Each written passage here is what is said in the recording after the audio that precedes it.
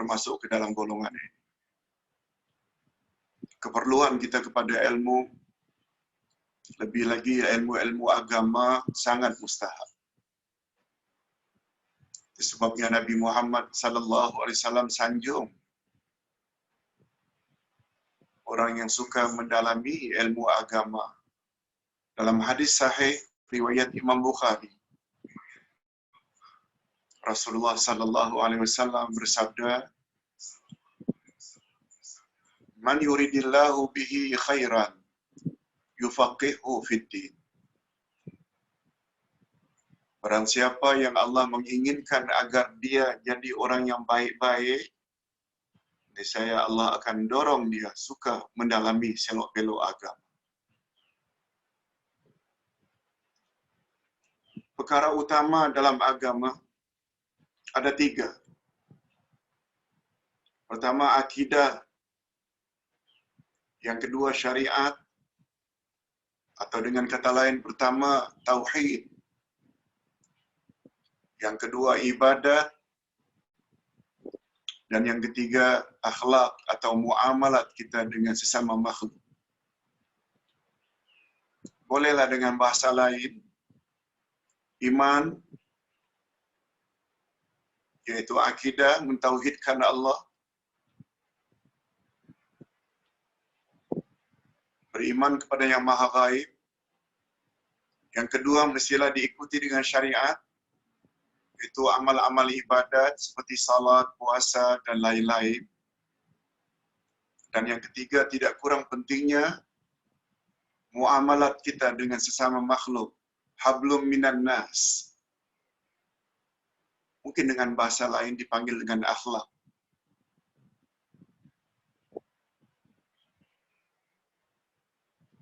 Perkara yang pertama dan utama dalam agama, perkara yang pertama dan utama dalam agama menurut urutan adalah akidah dulu. Akidah dulu. Kalau yang kedua, menjalin hubungan baik dengan Allah. Dan yang ketiga, menjalin hubungan baik dengan sesama makhluk. Sebagai mukaddimah, bagus juga kalau saya sebutkan di sini. Kalau pagi tadi kita sedang membahas masalah takwa. Allah Subhanahu wa taala beri keistimewaan orang yang takwa melebihi dari yang lain. Sebabnya Allah Subhanahu wa taala sebut pada ayat yang ke-13 dari surat Al-Hujurat. A'udzubillahi minasyaitonir rajim. Ya ayuhan nas, wahai sekalian manusia, inna ja'alnakum min dzakarin wa unsa. Sesungguhnya kami jadikan kamu dari laki-laki dan wanita. Maksudnya dari Adam dan Hawa. Itu asal-usul manusia. Wa ja'alnakum syu'uban wa qabaila lita'arafu. Dan kami jadikan kamu bersuku-suku dan berbangsa-bangsa agar kamu saling kenal mengenali. Kemudian Allah Subhanahu wa taala sambung ayat tersebut. Inna akramakum indallahi atqakum. Sesungguhnya orang yang paling mulia di antara kamu di sisi Allah adalah orang yang paling bertakwa. Ini memberi isyarat faktor jantina, laki-laki dan perempuan. Faktor suku dan bangsa bukan penentu sangat mulia hinanya seseorang di sisi Allah. Ayat itu seolah-olah memberi isyarat demikian. Sebab pada awal ayat disebut, "Hai sekalian manusia, kami jadikan kamu dari laki-laki dan wanita. Kami jadikan kamu bersuku-suku dan berbangsa-bangsa." Kemudian apa kata Allah? Orang yang paling mulia di antara kamu di sisi Allah adalah orang yang paling bertakwa. Ini seolah-olah memberi isyarat. Faktor jantina, laki-laki atau perempuan. Faktor suku dan bangsa. Bukan penentu sangat. Yang menentukan adalah ketakwaan seseorang. Itu sebabnya kata Nabi, itu sebabnya sabda Nabi sallallahu alaihi wasallam, la fadla li arabiyyin 'alal a'jam illa bittaqwa. Bukanlah orang Arab itu lebih mulia dari orang-orang yang bukan Arab. A'jami maknanya bukan Arab. La fadla li arabiyyin 'alal a'jam. Tidaklah orang Arab lebih mulia daripada orang yang bukan Arab illa bittaqwa, kecuali dengan takwa. Takwa dalam bahasa mudah tadi kita telah jelaskan pada sebelah pagi, yaitu buat suruhan Allah dan jauhi larangan Allah. Apa yang saya ingin sebut di sini, Allah Subhanahu wa taala mula-mula sebut dalam Al-Quran. Ada 5 syarat untuk jadi orang yang bertakwa. Setelah Allah Subhanahu wa taala menyebut Alif Lam Mim pada ayat pertama, langsung Allah Subhanahu wa taala teruskan. Langsung Allah Subhanahu wa taala teruskan. Zalikal kitabu la raiba fi hudan lil muttaqin. Inilah kitab Al-Quran. Tidak ada sedikit pun keraguan di dalamnya. Hudan lil muttaqin. Sebagai pedoman bagi orang-orang yang bertakwa. Ini memberi isyarat ingin jadi insan yang bertakwa. Mereka mesti yakin dengan Al-Quran. Kewajiban kita terhadap Al-Quran pula ada 5.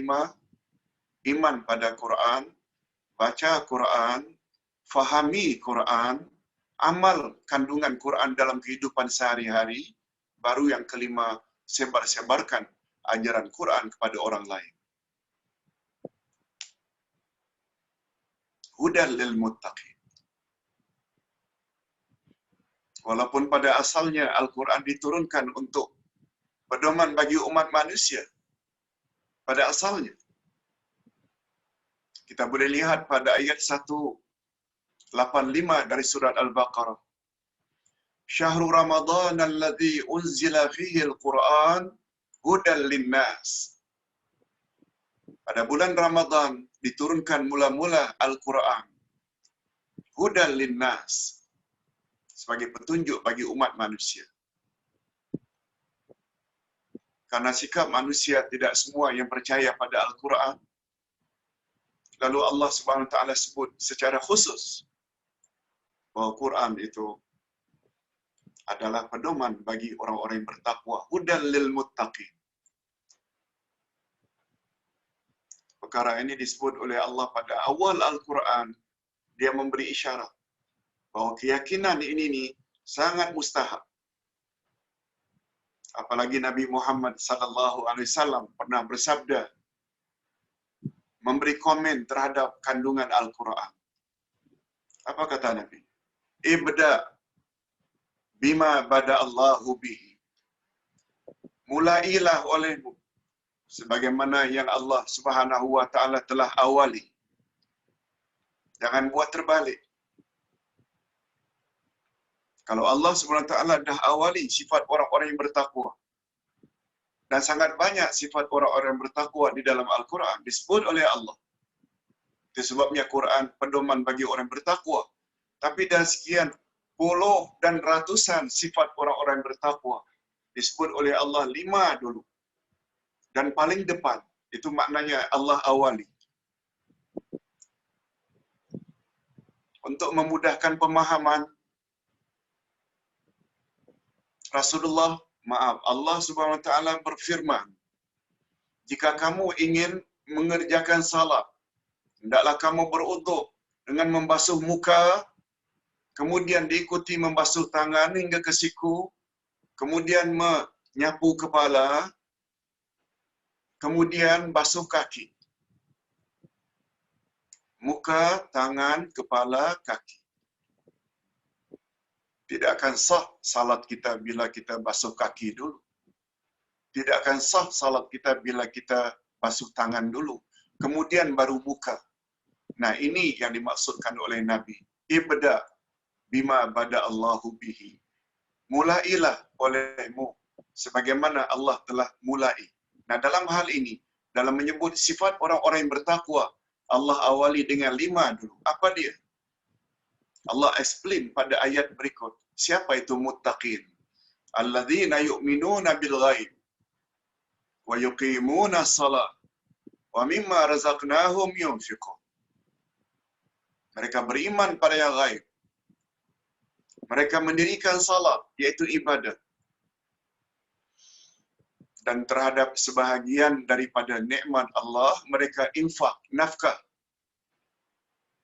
Ini kata ulama tafsir seolah-olah memberi isyarat. Akidah dulu, baru ibadah, baru kemudiannya akhlak atau muamalah. Iman pada yang gaib, itulah pembahasan akidah. Iman pada yang gaib. Iman pada Allah, iman pada Rasul, iman pada malaikat, iman pada kitab-kitab, iman pada hari kiamat, iman pada takdir, semua gaib. Baru disusuli dengan ibadah salat. Segala bentuk ibadah adalah setelah akidah. Itu maksudnya. Akidah dulu diisyaratkan oleh alladzina yu'minuna bil ghaib, baru disusuli dengan ibadah salat. Baru kemudian disusuli dengan zakat, puasa dan haji. Karena salat menjalin hubungan baik kita dengan Allah, dipanggil ibadah. Sedangkan sedekah atau infak, bantu orang-orang yang susah. Walaupun dia adalah salah satu ibadah, tapi dia lebih kepada menjalin hubungan insan dengan insan. Ustaz tidak bermaksud tidak menafsirkan 5 ayat pertama dari surat Al-Baqarah. Mungkin kita akan jumpa dalam satu sesi minggu hadapan insya-Allah. Tapi tidak beritahu. Kalau puasa ni adalah ibadah, kedudukannya sama dengan ibadah salat, wa yuqimuna salat. Kedudukan puasa ini adalah setelah akidah. Malah di dalam sejarah syariat yang diwajibkan Allah ke atas umat Nabi Muhammad sallallahu alaihi wasallam. Ibadah salat dulu baru puasa. Ibadah salat dulu baru puasa. Puasa diturunkan. Maaf, ibadah salat diwajibkan oleh Allah kepada Nabi Muhammad dan umatnya. Yaitu 1 tahun sebelum Nabi hijrah ke Madinah. Yaitu ketika Nabi sallallahu alaihi wasallam masih berada di Mekah. Nabi Muhammad sallallahu alaihi wasallam dipanggil oleh Allah ke langit. Karena Nabi ketika itu sangat sedih. Mengapa Nabi sedih? 2 orang kuat yang selama ini backing baginda. 2 orang kuat yang selama ini disegani oleh orang-orang kafir Quraisy.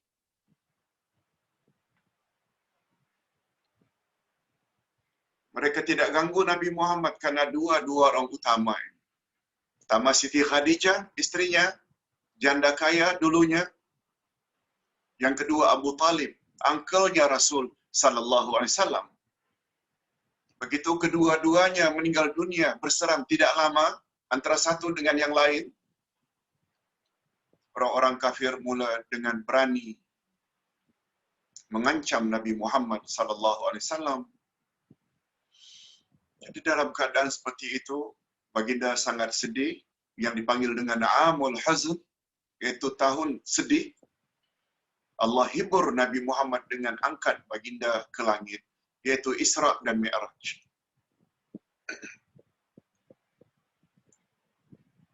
Jadi ibadah salat, dia berlaku setelah 12 tahun Nabi menjadi Rasul. Mengapa 12 tahun? Nabi berada di Mekah 13 tahun. Nabi berada di Madinah 10 tahun. Jadi 13 tambah 10 adalah 23 tahun. Itulah masa dakwah Nabi Muhammad sallallahu alaihi wasallam. Beliau diangkat menjadi rasul umur 40 ditambah dengan 24 tahun sebagai rasul, jadi 40 tambah 23, maaf 23 bukan 24, 40 tahun tambah 23, 13 tahun di Mekah, 10 tahun di Madinah, umur 65 tahun baginda wafat. Itu sebabnya baginda sallallahu alaihi wasallam ketika ditanya, berapa tahun umur umatnya? Nabi sebut, A'maru ummati baina sittin wa sab'in. Umur umatku adalah di antara 60 ke 70. Sebagaimana umur baginda, umur Sayyidina Ali juga 63. Begitu jugalah yang lain-lain, tidak banyak beza. Apa yang Ustaz maksudkan di sini? Apa Nabi lakukan 12 tahun pertama? Ini belum lagi kita bercakap tentang puasa. Puasa diwajibkan oleh Allah kepada Nabi Muhammad dan umatnya ialah setelah baginda berada di Madinah. Tahun kedua hijrah. Setelah 2 tahun Nabi berada di Madinah, baru ada kewajiban puasa. Salat, puasa, zakat, haji, semuanya di Madinah. Kecuali salat, iaitu 1 tahun menjelang hijrah. Pertanyaannya, apa Nabi buat 12 tahun pertama? Apa Nabi buat 12 tahun pertama kenabian? Tidak lain, tidak bukan, adalah tekankan, mantapkan iman. Mantapkan akidah. 12 tahun pertama. Ini memberi makna 12 tahun itu. Maknanya lebih dari separuh masa dakwah Nabi. Kalau masa dakwah Nabi 23 tahun, 12 tahun maknanya lebih dari separuh. Nabi tanamkan akidah, iman. Iman pada Allah. Iman pada malaikat. Iman pada Rasul. Iman pada kitab-kitab. Iman kepada hari kiamat. Iman pada takdir. Itu semua dibina oleh Nabi sallallahu alaihi wasallam di Mekah.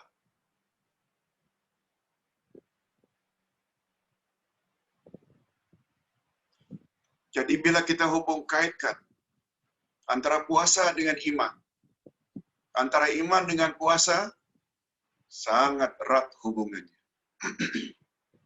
Sangat erat hubungannya. Disebabnya ayat 183 Al-Baqarah yang kita bahas pagi tadi diawali dengan ya ayyuhalladzina amanu kutiba alaikumusiyam kama kutiba alal ladzina min qablikum la'allakum tattaqun. Hai orang-orang yang beriman, diwajibkan ke atas kamu berpuasa sebagaimana telah diwajibkan ke atas umat sebelum kamu. Mudah-mudahan dengan berpuasa kamu menjadi insan yang bertakwa.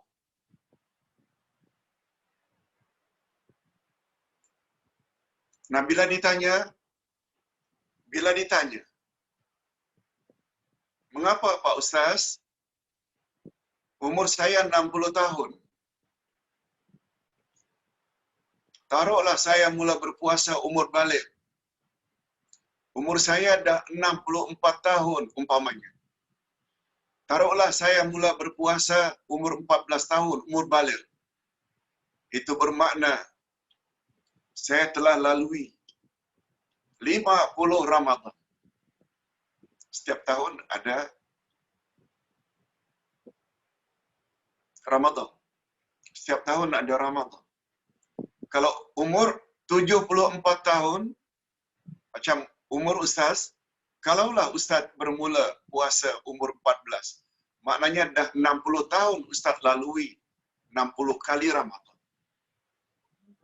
Timbul pertanyaan, mengapa walaupun sudah 40 kali, 50 kali, 60 kali Ramadan, kita tak juga jadi insan yang bertakwa pada Allah. Masih banyak lagi suruhan-suruhan Allah kita tidak buat. Masih banyak lagi larangan-larangan Allah kita langgar. Mengapa? Padahal Allah dah janji dah. La'allakum tattaqun. Dengan berpuasa, kamu akan jadi insan yang bertakwa. Allah tak pernah mungkir janji. Innallaha la yukhliful mi'ad. Ayat 195 dari surat Ali Imran. Innallaha la yukhliful mi'ad. Allah tak pernah mungkir janji. Di mana janji Allah? Padahal telah puluhan kali Ramadan kita lalui. Puasa pula.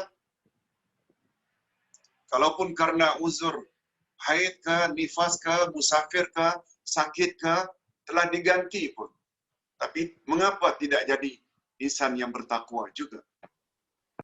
Ada dua kemungkinan saja.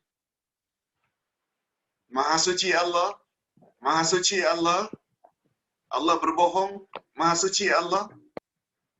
Yang kedua, puasa kita yang tak sempurna lagi. Maha suci Allah, subhanallah. Daripada menuduh Allah mungkir janji. Allah tak pernah mungkir janji.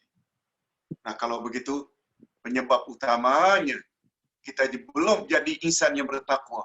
Karena puasa kita bukan sebagaimana puasa yang dikehendaki oleh Allah dan Rasulullah sallallahu alaihi wasallam.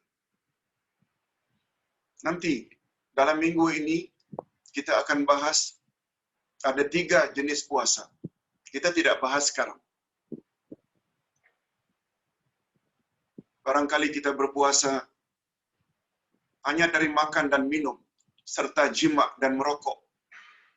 Tapi mata tidak menahan dari melihat yang haram.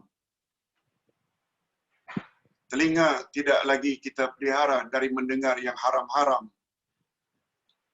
Lidah kita tidak jaga daripada mengumpat, berbohong, memfitnah orang. Terus saja dalam bulan Ramadan. Sedangkan kata Nabi sallallahu alaihi wasallam, "Laisa siyamu minal akli wasyurbi, wa innamas siyamu minal lagwi warrafathi." Bukan yang dikatakan puasa sekedar menahan makan dan minum. Tapi puasa yang sebenar-benar puasa juga menahan dari lagha dan rafath, mengeluarkan kata-kata yang tidak elok, perbuatan-perbuatan yang tidak elok.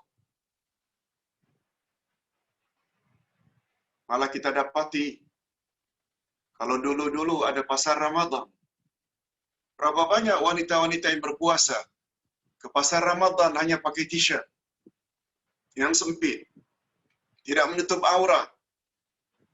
Berapa banyak orang-orang yang bekerja di pejabat dulunya, walaupun dalam bulan Ramadan, tetap mendedahkan aurat. Memang puasanya tidak batal,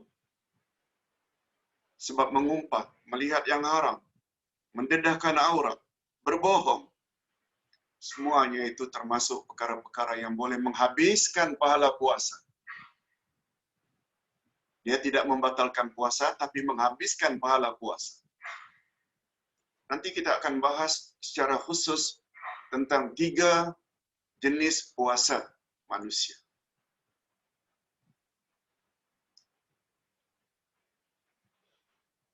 Oleh sebab itu, kalau sudah sekian puluh kali Ramadan kita lalui dan berpuasa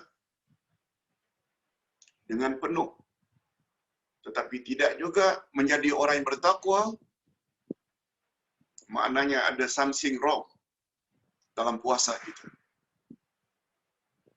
Mungkin juga many things wrong. Bukan sikit-sikit, banyak sungguh. Padahal Nabi Muhammad sallallahu alaihi wasallam bersabda, "Man lam yada' qaula az-zur wal 'amala bi, falaysa lillahi hajatun an yada'a ta'amahu wa syarabahu." Barang siapa yang tidak dapat meninggalkan ucapan yang tak senonoh dan perbuatan yang tak senonoh, maka Allah tidak memandang perlu dia sampai meninggalkan makan dan minum. Saya ulang sekali lagi. Siapa yang tidak dapat meninggalkan ucapan atau perbuatan yang tak senonoh dalam puasanya, falaisa lillahi hajatun. Allah tak berhajat an yada'a ta'amahu wa syarabah. Dia meninggalkan makan dan minum. Makan minum sajalah. Sebab bila awak puasa, puasanya pun tak ada pahala. Sebab begitu amaran Nabi Muhammad sallallahu alaihi wasallam terhadap orang yang berpuasa tapi hanya sekedar menahan makan minum, merokok, jima, tapi tidak menahan yang lain-lain. Itu sebabnya kata Nabi dalam hadis lain, rubba min sa'imin laisa lahu min siyamihi illa al-ju' wal 'atas. Berapa banyak orang yang berpuasa yang tak mendapat apa-apa dari puasanya kecuali lapar dan dahaga saja. Allahu akbar. Allahu akbar. Ingat, puasa adalah ibadat. Kaedah ibadat beza dengan kaedah muamalat.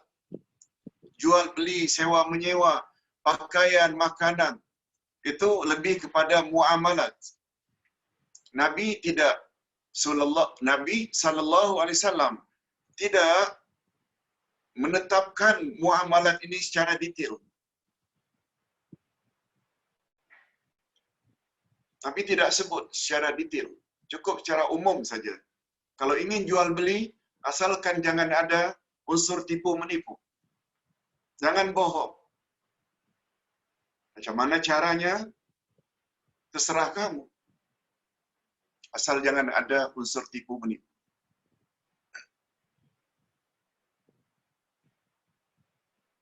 Itu sebabnya dibolehkan. Andai kata ingin memberi minuman, andai kata kita ingin membeli minuman, minuman tersebut pula terletak di dalam mesin. Kita masukkan sesuai dengan harganya, beberapa shilling, tekan button, lalu keluar minuman. Boleh. Walaupun kita tidak berurusan dengan manusia secara direct. Malah tidak ada ucap lagi. Aku beli ya Miranda ini. Aku belilah orange juice ini dengan harga sekian. Dan mesin pun tidak akan jawab. Yang mustahak dalam bab muamalah, jangan ada tipu muslihat, jangan ada bohong, jangan ada istighlal atau eksploitasi. Tapi dalam bab ibadat tidak. Dalam bab ibadat semua telah ditetapkan oleh Rasul sallallahu alaihi wasallam. Caranya secara detail, terperinci. Sebabnya dalam bab ibadat, tak kira ibadat apapun, salat ke, puasa ke, zakat ke, haji ke, umrah ke, mesti ikut cara Rasulullah sallallahu alaihi wasallam. Sebabnya kata baginda dalam bab salat, sallu kama raaitumuni usalli. Salatlah kamu sebagaimana kamu tengok cara aku salat. Khudhu anni manasikakum. Ambil hanya daripadaku manasik hajimu.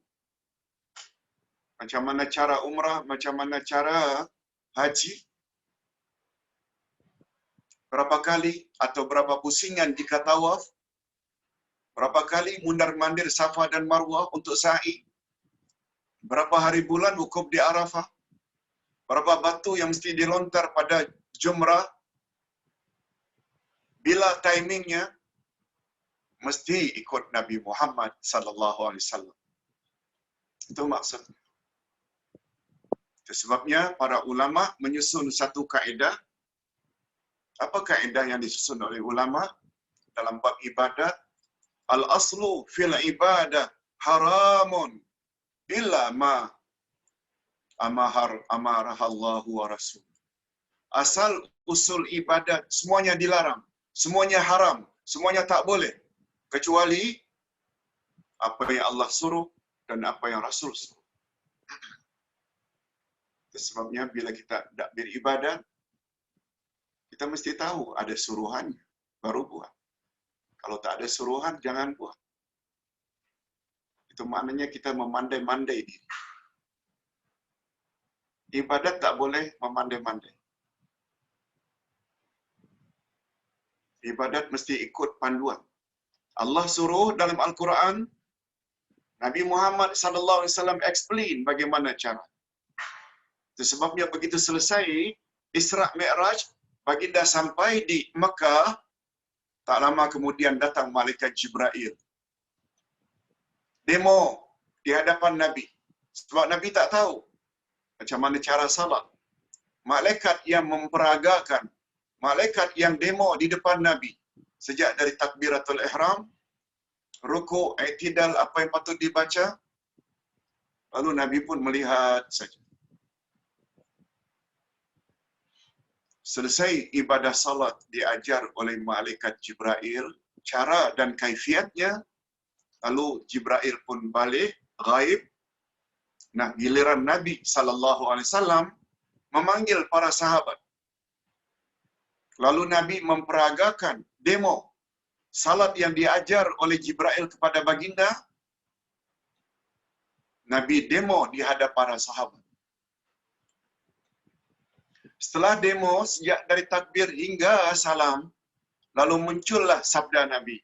Sallu kama ra'aitumuni usalli. Salatlah kamu sebagaimana kamu tadi tengok cara aku salat.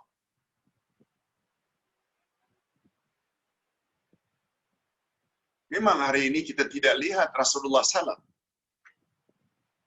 Tapi dalam buku-buku hadis, kitab-kitab hadis yang sahih, kitab fiqh, ada bab takbir, ada bab qiyam, ada bab baca Al-Fatihah, ada bab rukuk, ada bab i'tidal. Semua membawa hadis-hadis yang sahih. Oleh sebab itu bila kita belajar sebagaimana yang telah dijelaskan oleh hadis-hadis Nabi, sama maknanya kita macam melihat Rasulullah sallallahu alaihi wasallam. Sebab ingat, hadis Nabi bukan hanya perbuatan Nabi. Hadis ada 4. Af'alun Nabi, perbuatan-perbuatan Nabi. Macam mana cara salat Nabi. Yang kedua, aqwalun Nabi, ucapan Nabi. Seperti umpamanya Nabi ucap, innamal a'malu binniyat. Sesungguhnya amal itu baru diterima berdasarkan niat. Itu Nabi ucap. Dan yang tiga, takrir dari Nabi. Ketetapan dari Nabi. Iaitu Nabi lihat sahabat buat, lalu Nabi tidak tegur. Itu maknanya termasuk sunnah juga. Itu juga termasuk sunnah. Nabi dengar sahabat membaca, Nabi lihat sahabat buat, lalu Nabi tidak tegur. Maknanya Nabi setuju. Itu takrir. Dan yang keempat adalah sifat-sifat Nabi. Sebab sifat Nabi adalah terpuji belaka. Hadirin dan hadirat serta para penonton yang saya hormati.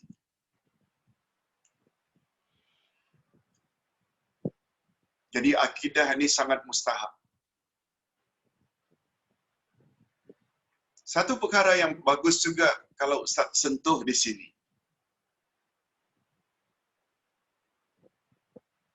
Apa dia, Ustaz?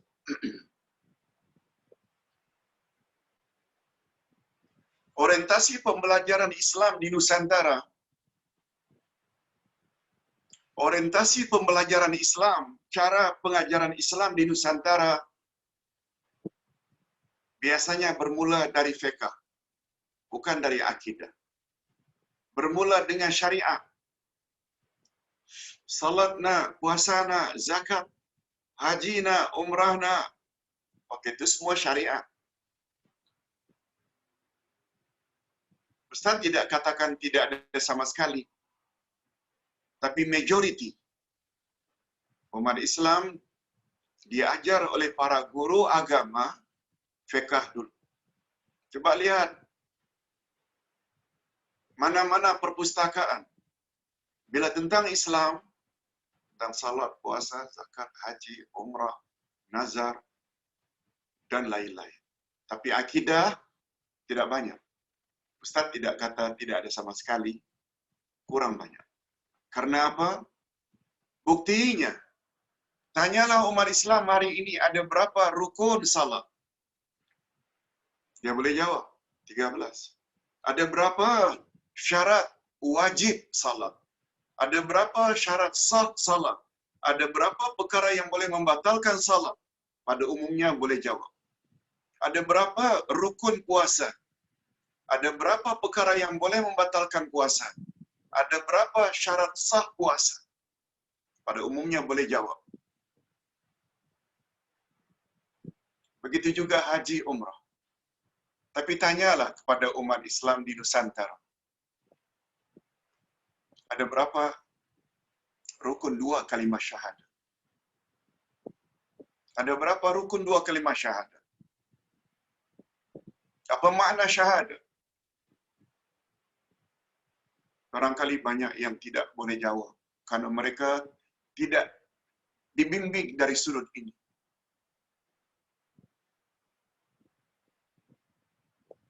Rukun 2 kalimah syahadat ada 3. Ucap dengan lidah, benarkan dengan hati, laksanakan dengan anggota. Rukun la ilaha illallah ada 2, ada nafi, ada isbat. Syarat la ilaha illallah ada 7. Perkara yang boleh membatalkan boleh syahadat ada 14. Rukun iman kepada Nabi Muhammad Rasulullah wa asyhadu anna Muhammad Rasulullah ada 4. Biar kita bahas itu kemudian. Cuma tidak beritahu faktor akidah kurang mendapat perhatian sebagaimana perhatian ditumpukan kepada syariat atau fiqh. Itu sebabnya Ustaz coba nak menyampaikan, ada kaitan ke antara puasa dengan iman? Jangan kata tak ada. Ada kaitan ke antara salat dengan iman? Puasa, salat, zakat, haji, umrah, ini adalah amal saleh. Puasa, salat, puasa, zakat, haji, umrah, dan lain-lain ibadat itu adalah amal saleh. Tolong fikirkan para jemaah. Dalam Al-Quranul Karim, Allah sebut amal saleh dulu ke atau iman? Semua kita boleh jawab. Iman dan amal saleh disebut bergandengan senantiasa. Jarang-jarang amal saleh disebut dahulu baru iman. Kecuali 1-2 ayat saja.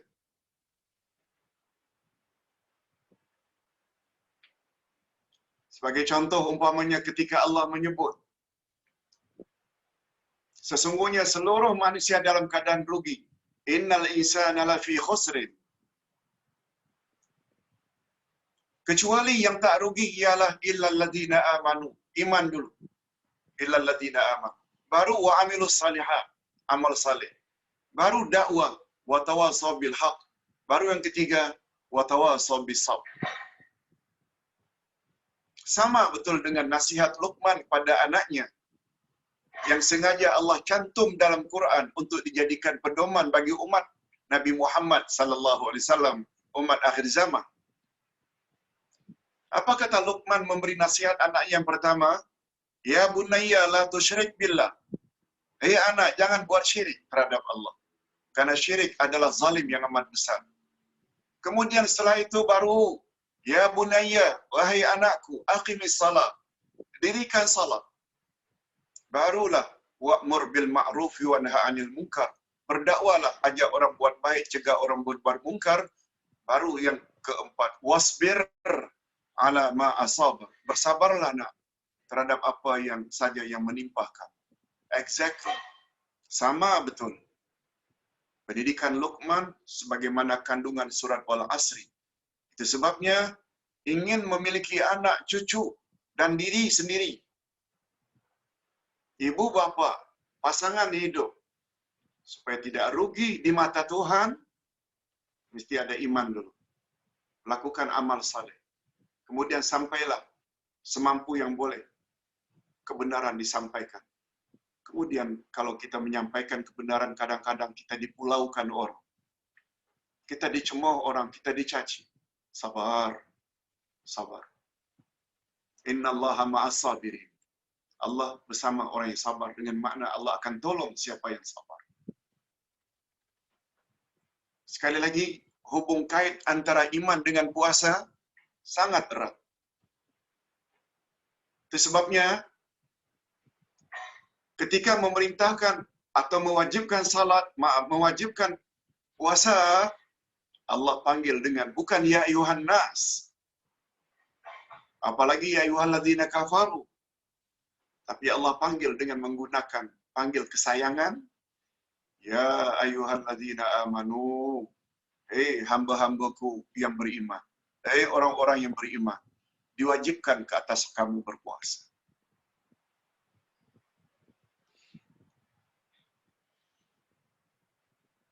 Hadirin dan hadirat serta para pendengar yang saya hormati, orang yang apabila tidak ada iman, dia tidak akan mungkin dapat melaksanakan puasa dengan baik. Semua ibadat lain, lebih-lebih lagi ibadat puasa.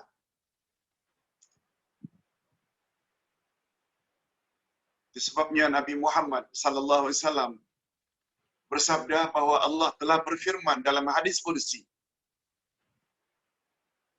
kullu amal ibni adam lahu illa siyam fa innahu li wa ana ajzi bi.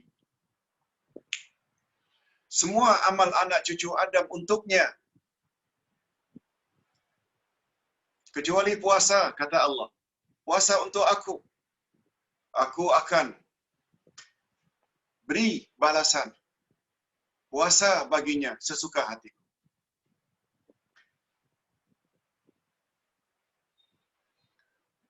Kita dah jelaskan pada minggu lalu, Allah Subhanahu wa taala atau Nabi Muhammad sallallahu alaihi wasallam bila sandarkan sesuatu kepada Allah mesti membawa makna tasyrif wa ta'zim, hebat dan agung. Rumah PM, rumah TPM, rumah imam, rumah Bilal, mana lebih mulia berbanding rumah Allah? Semua kita tahu jawabannya, rumah Allah, masjid. Buku matematik, buku antropologi, buku psikologi, buku Allah, buku dengan makna kitab, kitabullah. Tak salah buku-buku itu, kitab akidah, kitab fiqh, kitab akhlak, kitab tasawuf, dengan kitab Allah, mana yang lebih mulia? Kitabullah, iaitu Al-Quran. Sesuatu yang apabila disandarkan kepada Allah, mesti menunjukkan hebat dan istimewa. Rasul maknanya utusan. Nabi Muhammad Rasulullah, utusan Allah. Mesti membawa makna ada kelebihan.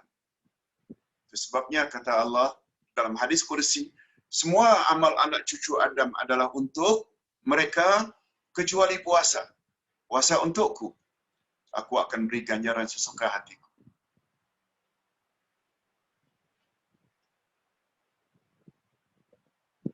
Jadi puasa berbeza dengan amal-amal lain. Orang boleh berpura-pura bila salat. Depan mak bapak, depan orang ramai salat. Tapi bila sedang berada di overseas atau di outstation, jauh daripada kenalan ibu bapa orang ramai, dia tak salat. Sebab orang tak nampak. Diberi zakat. Orang tahu dia beri zakat. Menderma. Ditulis di papan tulis, si fulan telah menderma. Nampak. Tapi puasa tidak. Seseorang boleh mendakwa dia telah berpuasa, padahal barangkali dia makan. Lalu dibuat-buatnya lemah, loyo, depan orang ramai. Tidak. Sebab Allah Subhanahu wa taala tahu segala-galanya. Meyakini Allah tahu segala-galanya itu namanya iman.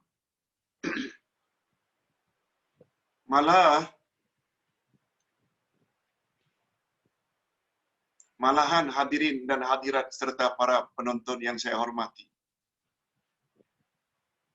Dalam puasa kita bukan hanya meninggalkan perkara yang dilarang oleh Allah, yang haram hukumnya.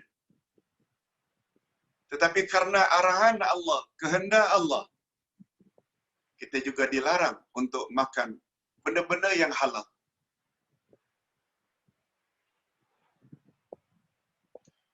Bila habis zuhur kita buka peti ais, di dalamnya ada orange juice, di dalamnya ada apple, di dalamnya ada limau, di dalamnya ada anggur, di dalamnya ada bermacam-macam makanan. Semuanya halal belaka yang kita beli dari duit yang halal. Tapi karena Allah Subhanahu wa taala larang kita, suruh kita berpuasa bermula dari terbit fajar hingga terbenam matahari. Terhadap yang halal pun kita tidak akan langgar. Coba lihat. Ini yang dipanggil oleh setengah ulama madrasah Ramadaniyah.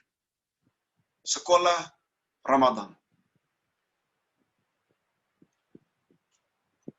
Walaupun siang hari kita hanya berdua di rumah, tidak ada orang lain, kita tetap tidak akan mengadakan hubungan kelamin. Sebab apa?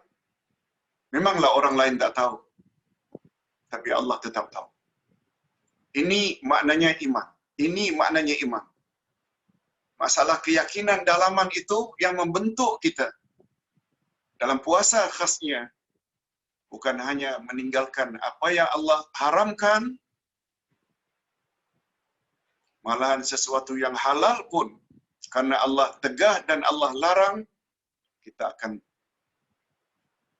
tidak akan berani untuk memakannya. Hadirin dan hadirat rahimakumullah. Hadirin dan hadirat rahimakumullah. Semalam Ustaz ditanya, apa hukumnya Pak Ustaz bila kita mencicip makanan untuk berbuka, kemudian kita ludah, tidak kita telan, boleh tak hukumnya? Ustaz jawab, boleh. Sebab sekedar ingin merasakan, bukan untuk kita makan, bukan untuk kita minum. Ingin tahu ada sesuai ke garamnya atau manisnya, kita rasa. Kemudian kita luahkan. Sepakat para ulama mengatakan hukumnya boleh. Itu bukan makan. Jadi ringkasnya, minta maaf ya, kita dalam bulan Ramadan, Ustaz hanya mampu untuk berceramah secara live ini 1 jam ataupun lebih sedikit. Tidak sebagaimana biasa 1 jam setengah, 1 jam 45 minit. Maklumlah, apalagi pada hari ini ada 2 sesi. Tadi jam 10 hingga jam 11 suku. Sekarang pula jam 3 hingga jam 4. Mungkin setelah ini nanti ada beberapa pertanyaan. Cuma kesimpulannya.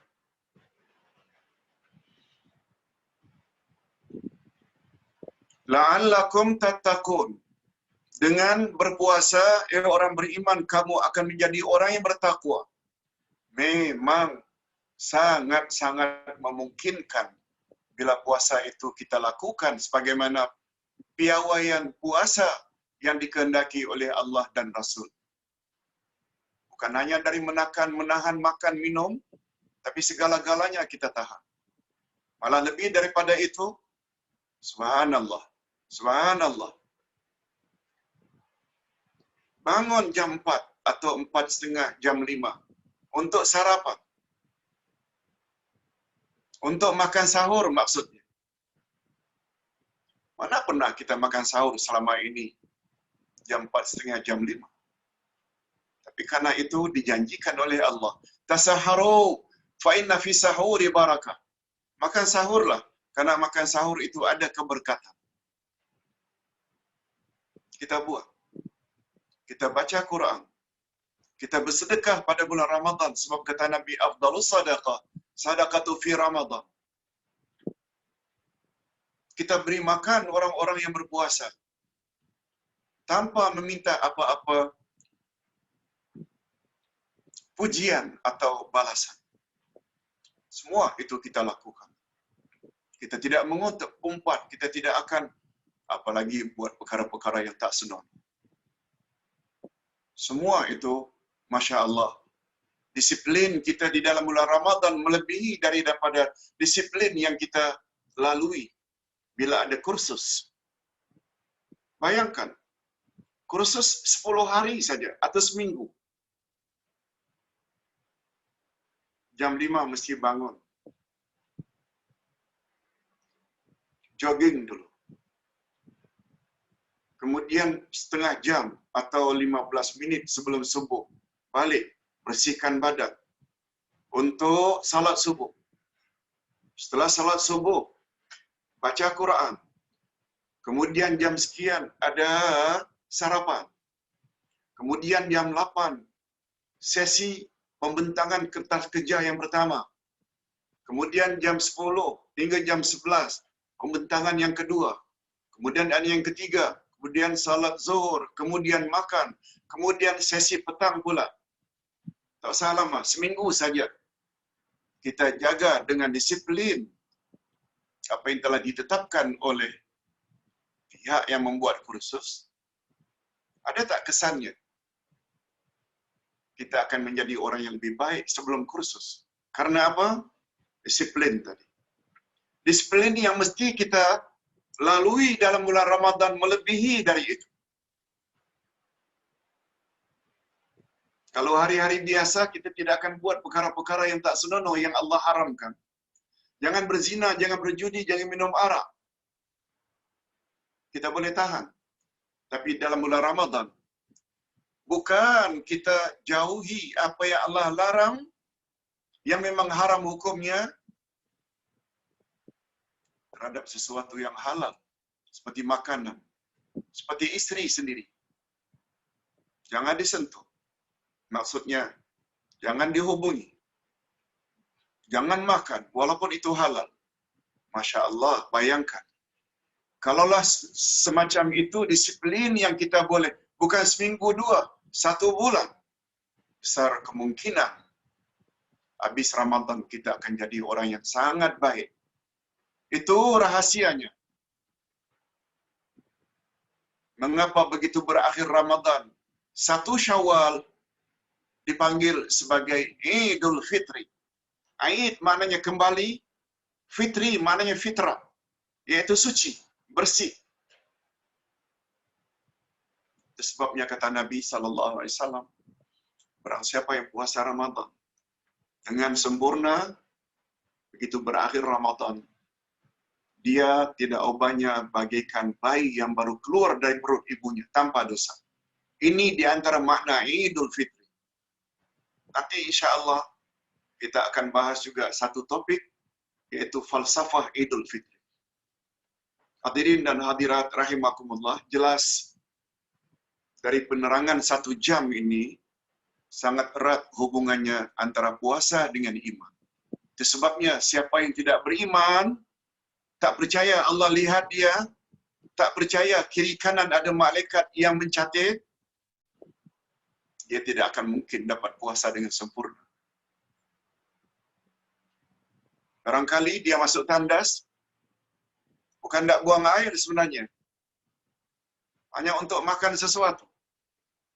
Makan kacang ke, minum air ke. Kemudian bila selesai keluar, buat lemah-lemah balik. Manusia yang melihat percaya saja. Tolong.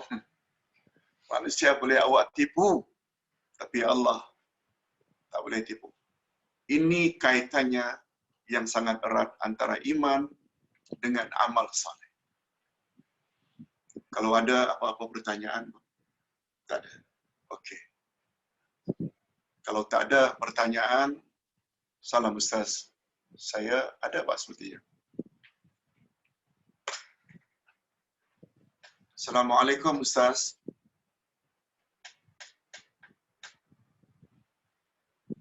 InsyaAllah ada recording kah? InsyaAllah ada.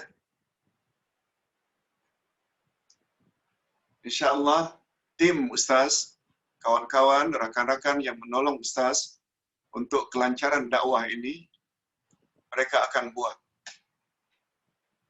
recording. Itu sebabnya tadi Ustaz ditanya, Ustaz, kata Puan Majini, jemaah tanya, bolehkah kita menonton melalui YouTube? Ustaz jawab, kalau ingin menonton secara live, dia kalau tidak melalui Facebook atau Zoom seperti sekarang ini. Ini live. Namun demikian, kecanggihan teknologi hari ini, Facebook secara live, begitu juga Zoom, ada recordingnya, ada rakamannya. Nah, rakaman itulah nanti akan kita jadikan sebagai YouTube bagi mereka yang ingin ulang kaji, mereka yang tak sempat melihat secara live, mereka boleh menonton.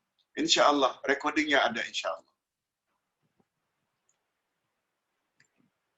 Nah, Puan Majini pun ada menjawab, ada recording insyaAllah Ustaz. Okey. Persoalan berikutnya, saya ada 2 soalan Ustaz. Pertama, bilakah masa yang paling afdal untuk bayar zakat fitrah?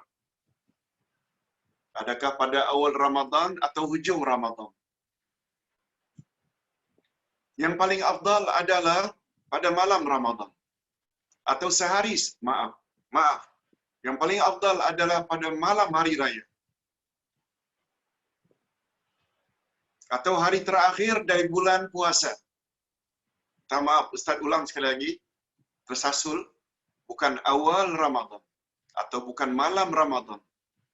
Malam hari raya, sehingga para ulama mengatakan boleh membayar zakat fitrah pada awal atau dalam bulan Ramadan awal ke tengah ke akhir ke. Tapi yang paling afdal adalah sehari sebelum hari raya.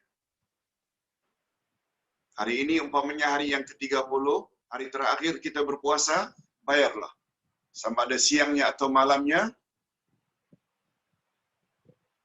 Dan wajib itu mestinya pada pagi hari raya. Tapi dengan syarat, sebelum imam memulai khutbah, sebelum imam naik mimbar untuk khutbah hari raya.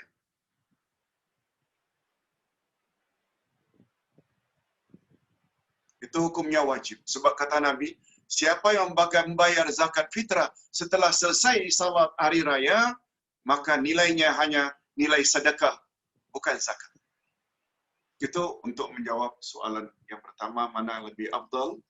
Yang kedua, sekiranya kita tidak dapat menunaikan salat Idul Fitri tahun ini, adakah kita dituntut untuk melakukan salat Idul Fitri di rumah? Iya. Beberapa hari yang lalu Ustaz dah jawab melalui Facebook.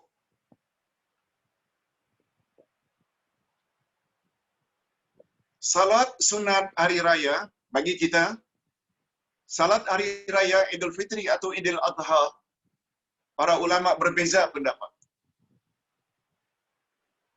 Sebahagian mengatakan ia wajib. Ini pandangan Imam Abu Hanifah. Pandangan yang kedua, pandangan Imam Ahmad Ibn Hanbal, mazhab Hanbali, fardu kifayah. Bila sebahagian orang dah buat dalam satu masyarakat, yang lain tidak berdosa. Tapi imam kita, Imam Asy-Syafi'i, dan ini pendapat yang lebih kuat, hukumnya adalah sunnah muakkadah. Sunnah yang digalakkan sangat. Walaupun tidak sampai ke peringkat wajib, tapi dia sunat yang sangat digalakkan. Sebagaimana salat sunat rawatib. 2 rakaat sebelum subuh. Maknanya sunat yang sangat ditekankan. Walaupun salat Idul Fitri, Idul Adha, salat dulu kemudian khutbah. Beza ya dengan Jumaat. Kalau Jumaat khutbah dulu baru salat Jumaat. Tapi Idul Fitri, Idul Adha, salat dulu baru khutbah. Tapi bagi mereka yang salat di rumah, apalagi pada kondisi lockdown atau PKP ini, kita tak dibenarkan ke masjid oleh ulul azmi, oleh ulul amri, pemimpin kita menasihatkan, membuat ketentuan jangan ke masjid, jangan ke surau, jangankan buat Jumaat, salat jamaah pun buat di rumah saja. Apakah kami perlu buat juga, Ustaz, salat Idul Fitri di rumah? Ya. Sayang bila tak dibuat. Sunat muakkad. Besar ganjarannya. Boleh sendirian kalau tidak ada orang lain. Dan yang paling afdal adalah berjamaah. Suruh suami atau anak-anak jadi imam. Dan untuk salat Idul Fitri di rumah tidak perlu kepada khutbah. Khutbah tidak perlu. Demikian jawaban untuk soalan yang kedua. Berikutnya, Ustaz, apa beza antara qada dan qadar? Ustaz ada sebut di dalam buku Akidah 1, Akidah jilid 1. Para ulama berbeza antara qada dengan qadar. Ada yang mengatakan kedua-duanya membawa makna yang sama. Ada pula yang berpendapat qada itu adalah perancangan Allah yang termaktub di dalam Lauh Mahfuz sejak azali. Perancangan Allah. Kemudian qadar pula ialah setiap perancangan Allah itu yang tertera di dalam azali dilaksanakan oleh manusia sesuai dengan apa yang tertera di dalam Lauh Mahfuz. Itu namanya qadar, takdir. Qada itu yang tertera. Ada pula yang mengartikan terbalik. Takdir itu yang tertera di dalam Lauh Mahfuz yang kita sendiri tak tahu. Qadar adalah pelaksanaannya. Macamlah lebih kurang. Tak buat rumah. Perlu adanya pelan. Pelan itu qada. Kemudian tukang buat rumah itu sesuai dengan pelan, itu namanya takdir. Berapa meter, berapa tinggi. Demikian sedikit penjelasan. Yang tanya silakan, apalagi dari grup Tiara View, boleh baca rukun iman yang ke-6, iman pada takdir.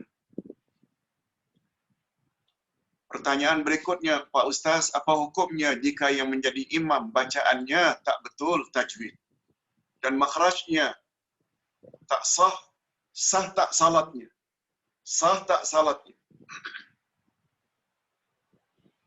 Hadirin dan hadirat rahimakumullah. Bacaan dalam salat pada asalnya sama dengan bacaan mesti bertajwid. Bacaan kita biasa di luar salat.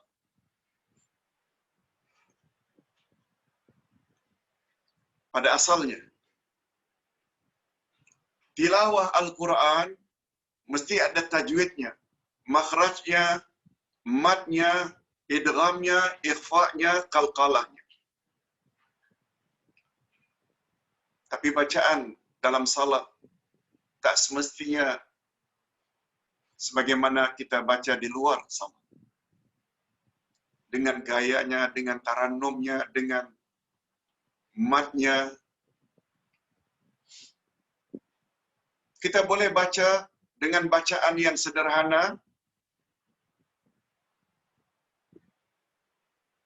Umpamanya, Bismillahirrahmanirrahim.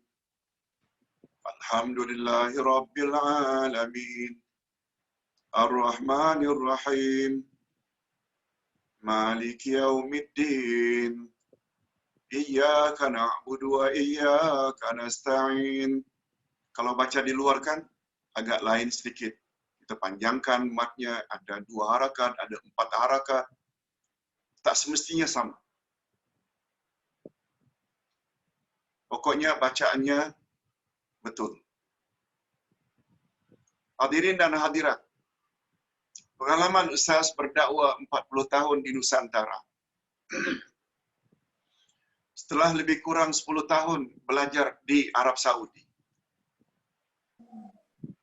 Ustaz melihat ada satu perkara yang perlu kita fahami bersama. Di Madinah, Ustaz duduk di asrama. Tapi ketika 4 tahun di Riyadh, Ustaz duduk di perkampungan-perkampungan orang Badui. Bila salat berjamaah di masjid mereka, di surau mereka. Kalau kita tidak ukur dengan ukuran Malaysia, semua bacaan Badui itu tak sah. Kalau dah ikut bacaan orang Malaysia yang tertib. Tapi tak ada satu ulama pun mengatakan salat mereka itu tak sah. Suara dalamnya, Alhamdulillahirabbil alamin, Ar-Rahmanir-Rahim, Maliki yaumiddin, Iyyaka na'budu wa iyyaka nasta'in, Ihdinas siratal mustaqim. Macam itu bacaannya. Orang Arab, orang yang punya bahasa. Orang di Arab Saudi tak pernah mengatakan bacaan macam itu tidak sah. Tapi bila dah balik ke Indonesia, balik ke Malaysia, sungguh banyak komen dari orang-orang kita. Kalau sedikit saja kurang panjangnya, kalau sedikit saja tidak kemasnya, batal, batal, batal. Kita kalau naik haji, umrah, memanglah kita salat di sana itu, Masjidil Haram, Masjid Nabawi. Memanglah itu orang pilihan. Tapi bila kita tinggal di perkampungan orang-orang Arab sana, bacaannya mungkin untuk ukuran Malaysia ni fail, gagal. Tapi Ustaz ingin ingatkan, tak pernah ada dari ulama sana, mufti sana kata ulang salat. Itu sebabnya apabila kita salat bersama orang-orang alim, sedangkan ada imam yang sudah ditetapkan, dia tetap akan suruh imam itu jadi imam, walaupun bacaan orang alim ni jauh lebih baik. Oleh sebab itu menjawab soalan, jika suami kita atau anak kita atau pakcik kita bacaannya taklah sepasih kita, ikuti saja. Ingat, salatul jamaah afdalu min salatil fardhi bi 27 darajah. Salat berjamaah lebih afdal 27 darjah daripada salat sendiri-sendiri. Jangan pertikaikan kalau ada di sana sini kekurangan. Cuma kita harapkan orang yang jadi imam itu cobalah belajar dan belajar. Tapi insya-Allah kita tetap akan dapat ganjaran salat berjamaah walaupun kita di belakang lebih fasih. Apalagi yang belakang itu perempuan. Lalu katakan, bang, biar aku jadi imam lah bang. Ini dah jadi pengikut Aminah Wadud yang pernah datang ke Malaysia yang mengatakan imam juga boleh jadi imam. Wanita boleh jadi imam bagi laki-laki. Islam tidak macam itu. Ketetapan agama kita mesti ikuti. Yang boleh mengimamkan wanita, sama ada imam juga wanita atau laki-laki. Tak boleh terbalik. Wanita tidak boleh mengimami laki-laki kecuali anak-anak yang belum mumayyiz. Anak-anak yang belum balik. Itu sebabnya dalam Islam, walaupun anak tersebut belum balik, dia boleh jadi imam bagi ibunya.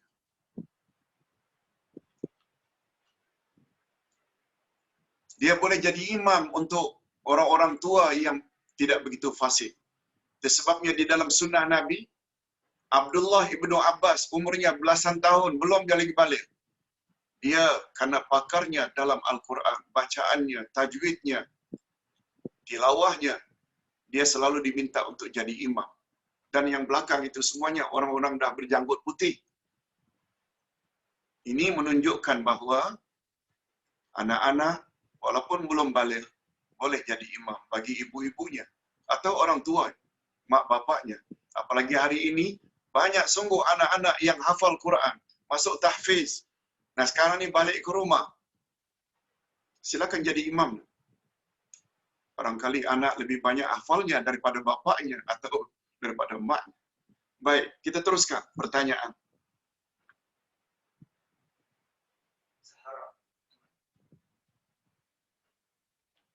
Zahra Ahmad. Recording Zoom boleh masuk ke YouTube, Ustaz? InsyaAllah. Boleh. Ustaz sudah buat berkali-kali kelas bersama Puan Majidi. Lalu Puan Majidi kirim pada Ustaz sebab beliau host. Kemudian kita akan robah menjadi YouTube. Boleh insyaAllah. Berikutnya, Ustaz, Assalamualaikum. Merujuk kepada hadis yang Ustaz bacakan tadi. Ibadat anak cucu Adam untuk mereka, melainkan puasa. Apa maksud semua amalan anak cucu Adam untuk mereka? Contoh seperti salat dan zakat. Oh, bagus pertanyaan. Matan hadisnya, kullu amali bani Adam lahu. Semua amal anak cucu Adam untuknya. Mana untuk anak cucu Adam itu? Illa saum, illa siyam. Kecuali puasa. Ini hadis qudsi ya. Allah yang cakap. Bukan Nabi yang cakap. Nabi hanya menyampaikan saja. Ingat hadis ada dua macam. Ada hadis qudsi, ada hadis nabawi. Telah berkata Umar ibn Khattab radhiyallahu anhu bahwa aku telah mendengar Rasulullah bersabda, innamal a'malu binniyat. Telah berkata Umar ibn Khattab, aku telah mendengar Rasulullah bersabda, semua amalan diterima berdasarkan niat. Itu namanya hadis nabawi. Tetapi kalau Nabi menceritakan bahwa Allah telah berfirman selain Al-Quran, Quran itu kalamullah.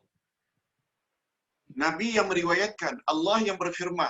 Itu sebabnya Nabi akan kata, yaqulullahu ta'ala, Allah telah berfirman, kullu amal ibni Adam lahu illa siyam fa innahu li wa ana ajzi bi. Setiap amal anak cucu Adam adalah untuk mereka kecuali puasa, kata Allah. Puasa untukku. Nah, yang ditanya apa maknanya, Ustaz? Amal anak cucu Adam itu untuk mereka? Maknanya ganjaran salat, zakat, haji, umrah, semua untuk mereka. Ini tidak bermakna puasa bukan untuk mereka. Tadi kita dah sebutkan. Sesuatu yang apabila disandarkan kepada Allah, puasa untukku, maknanya disandarkan ganjaran puasa itu pada Allah, dia membawa makna ganjaran yang sangat banyak. Sandaran kepada Allah membawa makna agung dan hebat. Malah manusia mendapat ganjaran lebih daripada ibadah-ibadah yang lain. Jangan salah faham. Bukan bermakna kalau puasa itu untuk Allah, milik Allah, lalu kita tidak dapat pahala. Bukan. Disandarkan puasa kepada Allah menunjukkan ganjaran yang bakal kita terima. Melebihi daripada ibadat-ibadat yang lain. Itu maksud.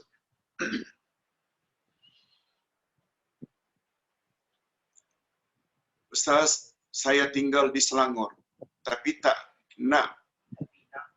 nak bayar zakat di wilayah persekutuan. Boleh tak?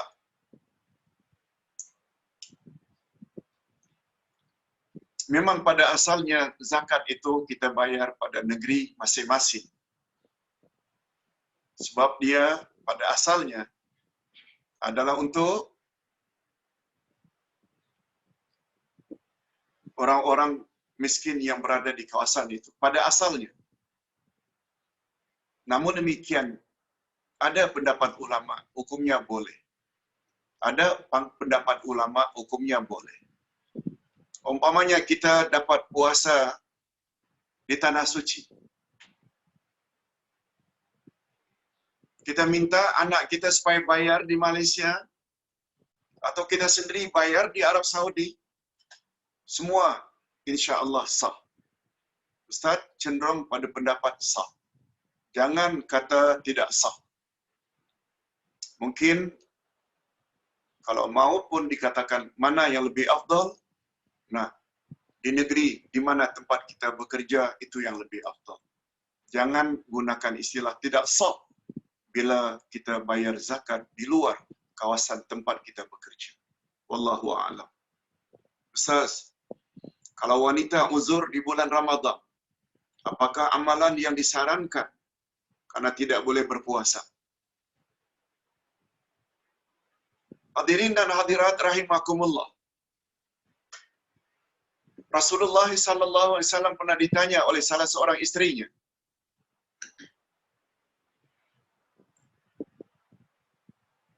"Ya Rasulullah, dalam bulan puasa kami tidak boleh salat. Kami juga tidak boleh berpuasa. Sebab datang haid atau period, datang bulan.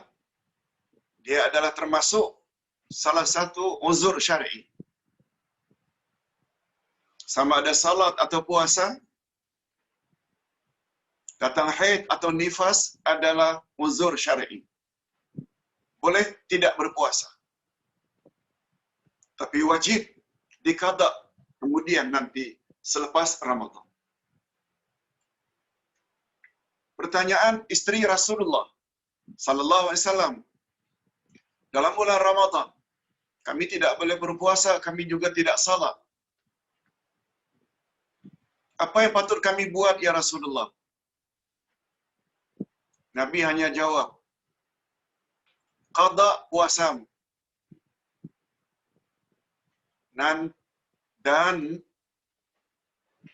Nabi tidak ikuti juga qada salat. Ini memberi syarat wanita yang tidak berpuasa karena haid juga tidak salat. Okey, tidak salat, tak ada masalah, tak ada istilah qada salat. Karena haid, tapi puasa mesti qada. Wajib qada. Dan qada tidak semestinya dalam bulan Syawal. Sebab menjadi amalan isteri-isteri Rasul, mereka qada biasanya pada bulan Sya'ban tahun mendatang, iaitu sebelum Ramadan. Pastikan qada itu sudah selesai. Nah, pertanyaannya, kami yang tak boleh ini dan itu ketika haid atau period, apa yang patut kami lakukan? Allahu Akbar. Sungguh banyak amal-amal saleh yang tak perlu kepada bersih dan suci daripada haid. Bila masak petangnya untuk berbuka keluarga, kan sangat bagus apabila dilebihkan sedikit untuk kita bagi kepada jiran tetangga. Yang itu tu tak perlu kepada suci dari haid. Bersedekah tak perlu kepada suci pada haid. Bersalawat ke atas Nabi, Allahumma salli ala Muhammad wa ala ali Muhammad, atau yang seumpamanya. Jawab azan. Banyak-banyak berzikir subhanallah walhamdulillah wala ilaha illallah wallahu akbar wala haula wala quwwata illa billah. La ilaha illallah la ilaha illallah. Adapun membaca Quran, para ulama berbeza pendapat. Ada yang mengatakan boleh, ada yang mengatakan tak boleh. Ustaz tidak mau mencampuri sangat masalah khilaf ulama. Tapi yang jelas sungguh banyak amal-amal dalam bulan Ramadan yang boleh kita buat walaupun kita dalam keadaan haid. Demikian. Kalau salat Idul Fitri di rumah, bagaimana khutbahnya Ustaz? Puan Zaharah tadi Ustaz dah jawab. Terhadap khutbah bagi orang yang salat Di rumah tak perlu baca khutbah, tak perlu berkhutbah. Ini dulu nampaknya yang Ustaz dapat sampaikan pada hari ini. Ya Bang. Mudah-mudahan ada jugalah manfaatnya. InsyaAllah kita jumpa pada lain kali. Mudah-mudahan pertambahan ilmu kita ini akan membuat amal ibadat kita akan lebih sempurna di sisi Allah Azza wa Jalla. Yang mustahak, jaga iman. Sebab iman juga boleh, kalau rosak, boleh merosakkan amal ibadat. Allah berfirman, la in asyrakta la yahbatanna amalu. Bila kamu terlibat syirik, hancur musnah seluruh amalan. Ini yang Ustaz tadi lupa tidak sebutkan. Karena orientasi pembelajaran kita fiqh, kita hanya katakan ibadat kita itu sah, ibadat kita itu batal bila tidak berwudu, bila tidak menghadap kiblat, bila tidak menutup aurat, bila ada pakaian badan ada najis. Itu perkara yang membatalkan wudu, membatalkan ibadat dari sudut fiqh. Dari sudut akidah pula boleh membatalkan atau amal kita jadi hancur bila akidah kita rosak. Lihat ayat 65 Az-Zumar. Allah berfirman, la in asyrakta la yahbatanna amalu. Bila kamu terlibat dengan syirik, hancur musnah seluruh amalan dan di akhirat kamu pasti akan rugi. Nabi bersabda, innal hasada ya'kulul hasanati kama ta'kulun narul hatabah. Hasad dengki, dia dapat menghapuskan amal baikmu macam api memakan kayu api. Jadi abu, jadi aram. Ini yang kita sebut dalam istilah agama al-mawani asyara'iyah atau mani syar'i. Ada beberapa dosa-dosa yang boleh mengakibatkan amal kita ditolak oleh Allah Azza wa Jalla. Rupanya amal ditolak bukan hanya dari sudut fiqh, tapi dari sudut akidah juga boleh mengakibatkan. Satu di antaranya, sebagaimana semalam kita ada sebut, tidak beradab kepada Nabi, tidak sopan pada Nabi, juga boleh mengakibatkan amal kita ditolak. Kita boleh lihat pada ayat 2 surat Al-Hujurat. Sekali lagi, mudah-mudahan tambahan ini juga ada manfaat untuk kita semua. Sampai jumpa lagi insya-Allah. Assalamualaikum warahmatullahi wabarakatuh.